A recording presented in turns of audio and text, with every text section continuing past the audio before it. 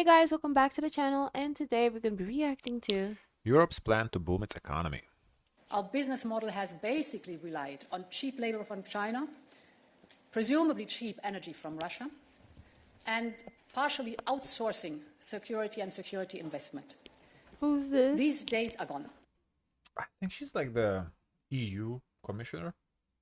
She's not wrong, and she might still be putting it a bit too lightly. Back in 2002, the GDP gap between the EU and the US was just 17%. Fast forward to today, and that gap has widened to 30%. And when you consider that the EU's population is significantly larger than that of the US, the situation looks even more concerning. If we look at labor Yeah. productivity from 1890 to 2022, Europe made impressive progress after World War II, nearly catching up with the US by the end of the 20th century. But since then, productivity has slipped, back to around 80% of US levels. Former Italian Prime Minister and ex-president of the European Central Bank, Mario Draghi, warned EU leaders almost 6 months ago that without tough decisions, Europe risked a slow I wonder if this has to do with the fact how do we do these reactions?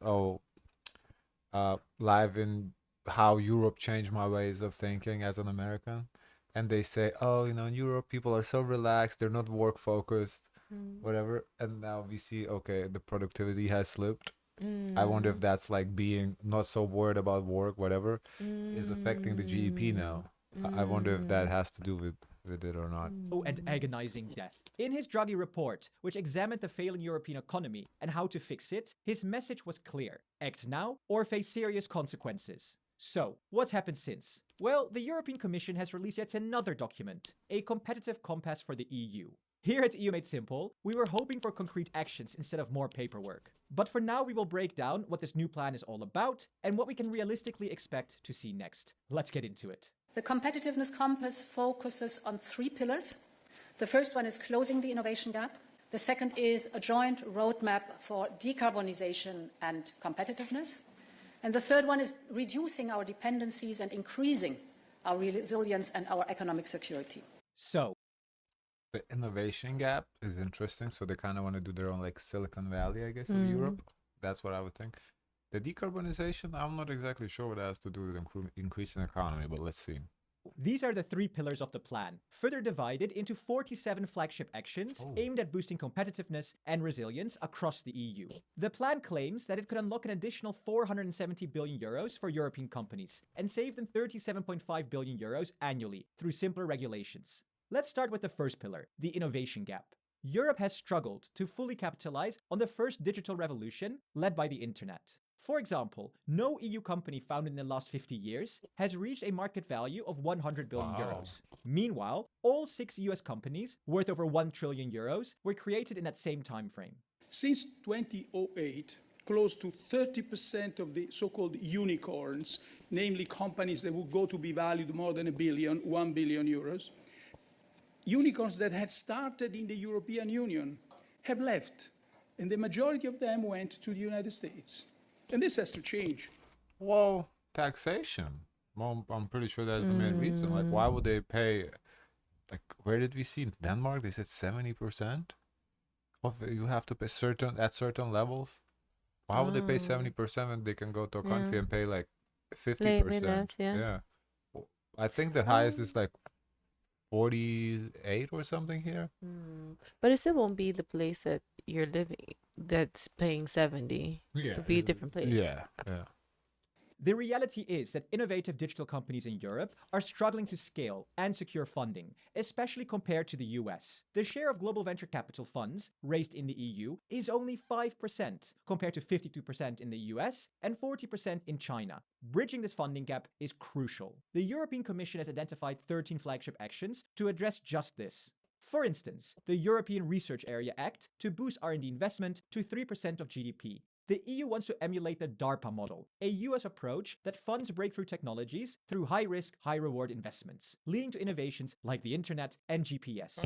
Then there's the 28th legal regime, which would eliminate the need for innovative companies to navigate 27 different legal systems. Instead, the 28th regime would introduce a single harmonized set of EU-wide rules for Makes sense. corporate, insolvency, labor, and tax law, making it easy. Yeah, I think also what's problematic in the EU is very bureaucracy. Like to open up a company, so much paperwork, and like not only open up, but keeping up with the company. Like every year, you have like the all the rules and regulations and like the audits and all that bullshit that follow. Like versus here in the States, you pay like $400 a year and you have a company. Period. Nobody really. That's it. That's how simple it is to open up a company. You need an address and $400 and you have a company.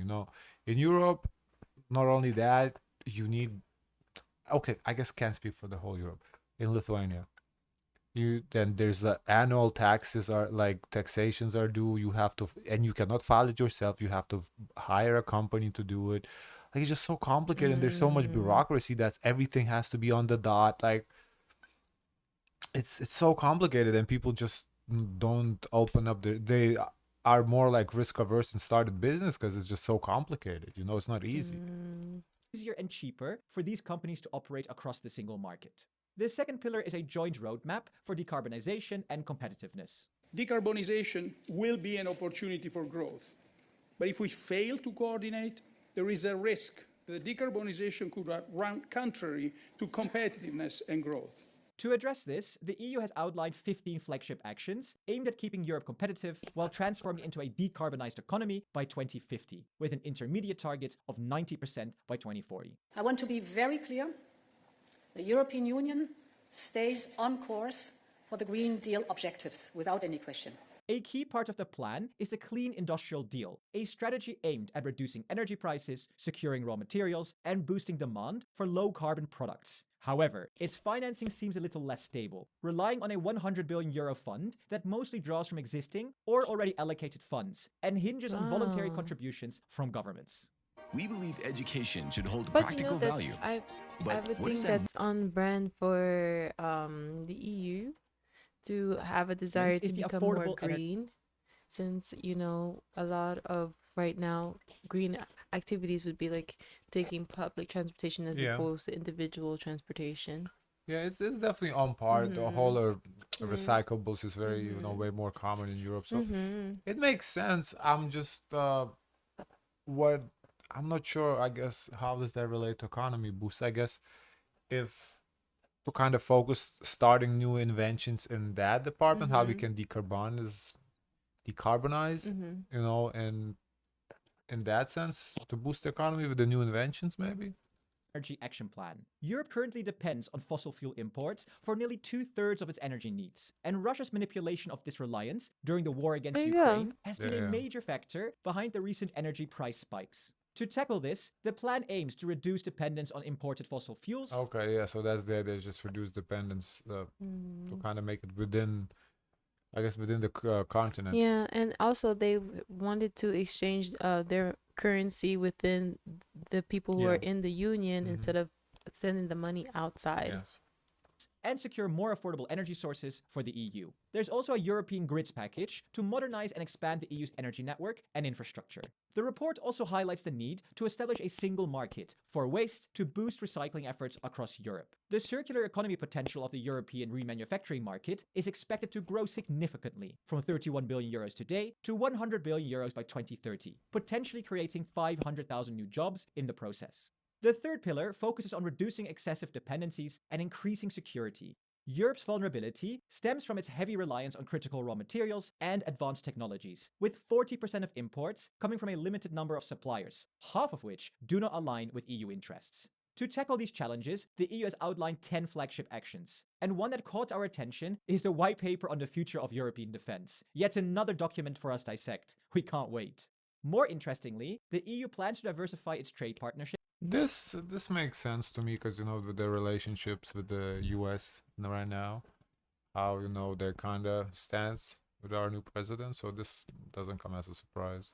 By expanding its network of trade agreements, which currently covers 76 countries. This includes pushing forward deals like the Doesn't have one for the States. That's interesting. So did we never have a trade agreement, or was it removed under Trump? Huh. Interesting.